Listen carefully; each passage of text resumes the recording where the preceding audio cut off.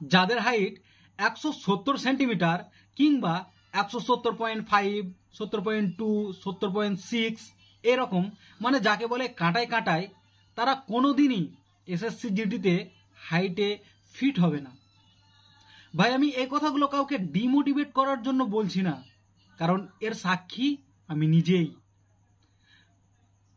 2025-এর এই ব্যাচে আমি পাস করেছিলাম, এক্সাম পাস করেছিলাম। বিগত 3 বছর 4 বছর ধরে পরিশ্রম করছি, পিছনে আমি একবারও পাস করতে পারিনি। এবার জোর কদমে পড়াশোনা করে পাস করেছিলাম, নাম্বারও ভালো ছিল, 99 ছিল।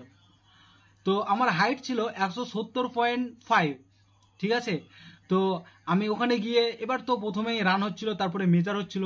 তো ওখানে গিয়ে আমি রান কমপ্লিট করেছি, চেস্ট কমপ্লিট, মানে ওগুলোতে সবই পাস করেছি। দিয়ে ওখানে আমার হাইট করছে 169.3, মানে 0.7 জন্য বাদ। ভাবতে পেরেছো? সম্পূর্ণ এবার ডিজিটালি হচ্ছে, কম্পিউটারে মাপ হচ্ছে। পায়ের নিচে এবং মাথার উপরে দুটো সেন্সার লাগছে। আমি জানি না এটা কতটা সঠিক, না আমার মাপা ভুল ছিল। কিন্তু ভাই যাদের 170 কাঁটায় কাঁটায় আছে, তারা কোনোদিনই ফিট হতে পারবে না। আমার সাথে যেটা হয়েছে কি বলবো ভাই, এর মধ্যে থেকে নিজেকে ঠিক রাখাটাই বড় ব্যাপার।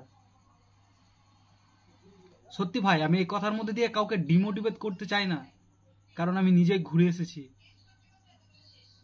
আমার কি বলবো, মেডিকেলি আমি তো সবই ফিট আছি, মেডিকেলি আমার কোনো প্রবলেম নেই।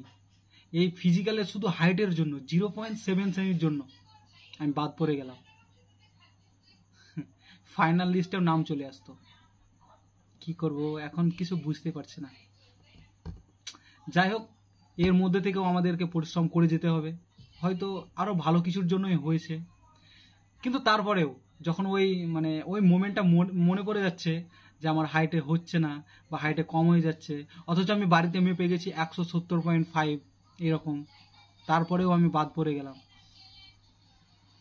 ভাই এই দুঃখ কাকে বলবো ভাই, আর এই দুঃখ সারা জীবনে বলতে পারবো না।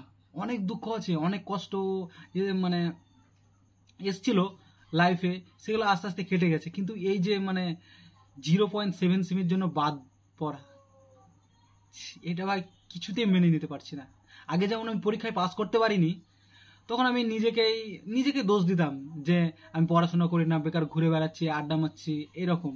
বা রানে ফেল করলে হয়তো এটা মনে হতো যে আমি পড়ে পড়ে ঘুমোচ্ছিলাম, আমি রান করতে যাইনি, পরিশ্রম করিনি, রানে ফেল তো করবই। কিন্তু এরকম কিছুই না। আমার 170.5 সেন্টিমিটার থাকা সত্ত্বেও আমি হাইটে ফেল হয়ে গেলাম। তো বেস্ট অফ লাক তোমাদেরকে 2026 ব্যাচের জন্য। সবাই ভালোভাবে প্রিপারেশন নাও। কি বলবো আর, থ্যাংক ইউ।